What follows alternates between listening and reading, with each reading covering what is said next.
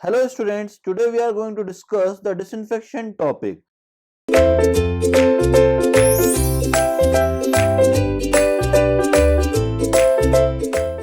Now the disinfection of water is generally done by following methods, that is the boiling of water, treatment with excess lime, treatment with ozone, treatment with iodine and bromine, by using potassium permanganate and by using ultraviolet rays. Okay, now we will see one by one each and every method, and the last method will be the chlorination, which is the most important method of the disinfection of water. If gate wants to ask any question from the disinfection topic, then chlorination is the most important topic as per the gate exam. Okay, now we will see each and every process in detail, starting with the boiling of water. Now the bacteria present in water can be destroyed by boiling it for long time. Okay, now it is an effective method of disinfection, but it is not practically possible to boil huge amount of public water supplies.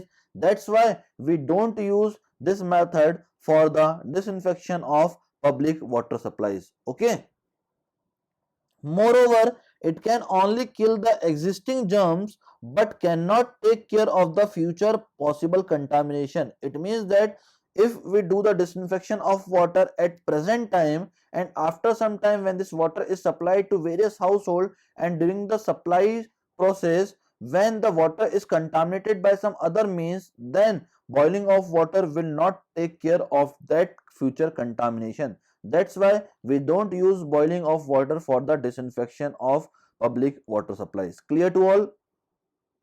Now moving to the next process, that is treatment with excess lime. Now lime is usually used at the water purification plant for reducing the hardness of water. Okay.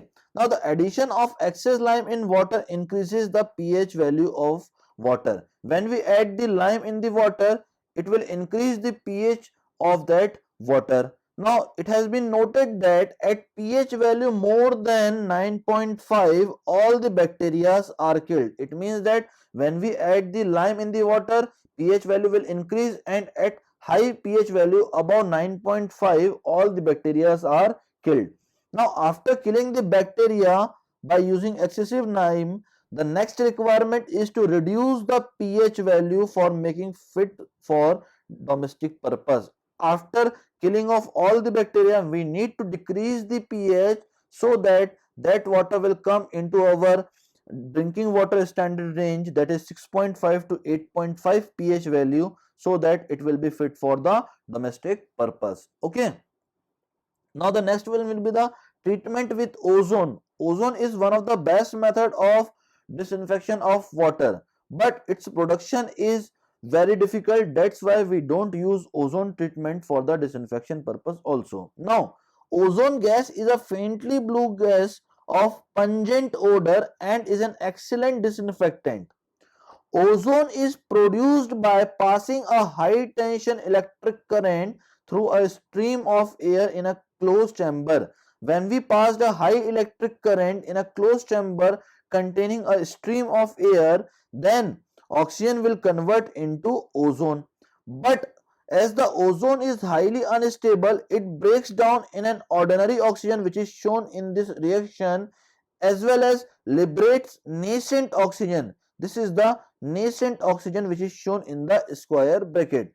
Okay, now this nascent oxygen is very powerful oxidizing agent, and it kills all the bacteria as well as oxidizes the organic matter present in the water, but its production is very difficult. That's why treatment with ozone is not used for the public water supplies. Clear? Now the next one will be the disinfection by potassium permanganate. Now this is the most common disinfectant used in villages for disinfection of dug well water, pond water or private source of water. Now in addition to the killing of bacteria, it also reduces the organic matter by oxidizing them. Now due to its good oxidizing quality, it is sometimes added in a small dose, 0.05 to 0.1 milligram per liter, in the chlorinated water also. Now in rural area, it is common practice to dissolve a small amount of potassium permanganate in a bucket of water and thoroughly mix it with the water of the well, okay, to kill all the bacteria. Now after adding this water, the color of water in that well will become light pink. So the usual dose of potassium permanganate, that is KMnO4, is 1 to 2 milligram per liter with a contact period of 4 to 6 hours, and its efficiency is only 98%. Clear? Now the next method will be the disinfection by ultraviolet ray. In the laboratory, ultraviolet ray can be obtained by the ultraviolet ray equipment, which essentially consists of a mercury vapor enclosed in a quartz bulb and passing electric current in it. Suppose that this type of quartz bulb will be there, okay. Now we just fill this quartz bulb with mercury vapor, and when we pass the electric current from that quartz bulb, the ultraviolet ray formation will take place to a particular thickness. Okay. Now when we allow the water to move over this quartz bulb to a particular thickness, during the flow of water over this quartz bulb, the disinfection of water is done by the ultraviolet ray, and that is the complete phenomena of disinfection by ultraviolet ray. And turbidity of the water coming out of the ultraviolet equipment having turbidity less than 15 milligram per liter. Clear? Now the most important method is the chlorination. Okay, we will see the complete chlorination process in detail because this is one of the most important topic as per the GATE exam. Okay, now chlorine in its various form is invariably and almost universally used for disinfecting public water supplies. Okay, it is almost used in every part of the world for the disinfection purpose. Okay, now it is cheap, reliable, easy to handle, easily measurable, and above all it is capable of providing residual disinfecting effects for longer period. It means that it will take care of future recontamination. Okay, thus affording complete protection against future recontamination of water in the distribution system. Now, what is the disadvantage of chlorination? Its only disadvantage is that when used in greater amount, it imparts bitter and bad taste to the water, which may not be liked by certain sensitive tongued consumers. Okay, it means that if we add larger amount of chlorine in a particular water, then its taste will becomes bitter.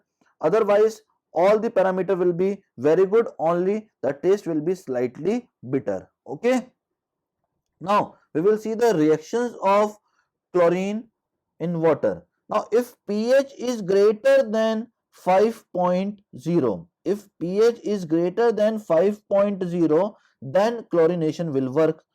If the pH is less than 5.0, then chlorination will not work. Okay, then chlorination will work when the pH is greater than 5.0.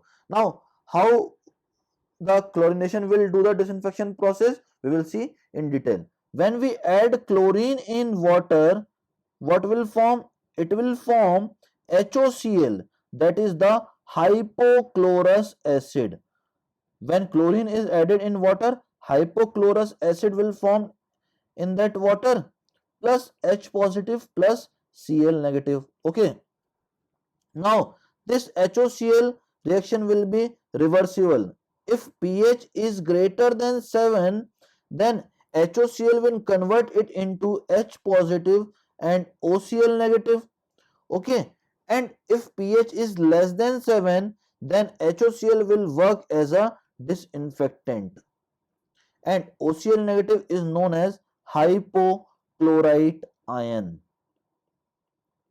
So if pH is equals to 5 to 7, if pH is equals to 5 to 7, then HOCl will work as disinfectant. Clear? And if pH is greater than 7, if pH is greater than 7, then OCl negative will work as disinfectant. Okay, so both HOCl as well as OCl negative will work as a disinfectant. Now the question arises that which one is the more stronger disinfectant? So HOCl is 80% more stronger disinfectant than OCl negative. Okay, HOCl is 80% more stronger disinfectant than OCl negative. Clear? So that is all about the HOCl and OCl negative. Suppose that if pH is greater than 7, what will happen? If pH is greater than 7, then HOCl will break into H positive and OCl negative. So this reaction has a reaction rate constant, that is K. Now if we want to determine the reaction rate constant, that is K, we need to multiply in the numerator, that is the concentration of H positive and concentration of OCl negative, that is the product, and we need to divide this value by the concentration of reactant, that is HOCl. Okay, now that will be the reaction rate constant. K is the rate constant here. Clear to all? Now we will see the reaction of chlorine with ammonia. Reaction of chlorine with ammonia. Now when chlorine is added in water, what will happen? It will immediately form HOCl. Now if HOCl is formed and water containing some organic matter in it, then NH3 is also there. Now if NH3 will be there, then what will happen? We will see one by one each and every step in detail. When we add chlorine in water, it will form HOCl, and when ammonia reacts with HOCl, what it will form? It will form NH2Cl plus H2O, and that NH2Cl is known as monochloramine. Monochloramine. And its working range is when pH is greater than 7.5, then monochloramine will exist. Clear? Second reaction, when monochloramine will form in that water and HOCl will be present in excess amount, then what will happen? This monochloramine will convert it into dichloramine, that is NaCl2 plus H2O, that is known as dichloramine. Okay, now the working range of dichloramine is when the pH is in between 5 to 6.5. Now when dichloramine is formed in that water and HOCl will be present in excess, then what will happen? It will again react with dichloramine and it will form trichloramine, that is NCl3 plus H2O. Now that is known as trichloramine. Clear? Now the working range of trichloramine is when the pH is less than 4.4, then trichloramine will be there in the water. Okay. Now we will see the mole concept from these reactions, that for forming monochloramine, we will write here, for forming monochloramine, first we need to form the monochloramine. Now for forming the monochloramine, 1 mole of ammonia requires how much mole of HOCl? Just tell me, for forming monochloramine, 1 mole of ammonia requires how much mole of HOCl? For forming monochloramine, only 1 mole of HOCl will be there. Okay, so for forming monochloramine, 1 mole of NH3 requires 1 mole of HOCl. Clear? Now 1 mole of ammonia weight is 17 grams. So 17 grams of ammonia generally requires how much amount of HOCl? 52.5 grams of HOCl. Now, for 1 kg ammonia or for 1 gram ammonia, what will be the HOCl requirement? It will be equals to 52.5 divided by 17 kg HOCl. So, for forming monochloramine, 1 kg of ammonia generally requires 52.5 divided by 17 kg HOCl. Clear to you? Okay. Now we will see for the formation of dichloramine and for the formation of trichloramine. For forming dichloramine, for forming dichloramine. Now for forming dichloramine, 1 mole of ammonia requires how much mole of HOCl? Just see the reaction. 1 mole of ammonia required how much amount of HOCl? If we want to form the dichloramine, then we need to sum the reaction to this level. So from NH2Cl, NH2Cl will cancel out and ammonia will form here. Here ammonia will be there and here 2 moles of HOCl will be there and NaCl2 plus 2 moles of H2 will be there. So 1 mole of ammonia requires 2 mole of HOCl for forming dichloramine. So we just write it here as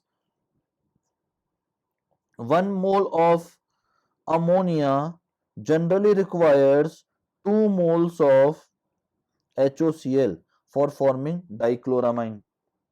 It means that 1 kg of ammonia generally requires 2 into 52.5 divided by 17 kg of HOCl. Clear? Now that will be the amount of HOCl required for forming dichloramine. Now we need to form the trichloramine. For forming trichloramine, what will be the amount of HOCl required?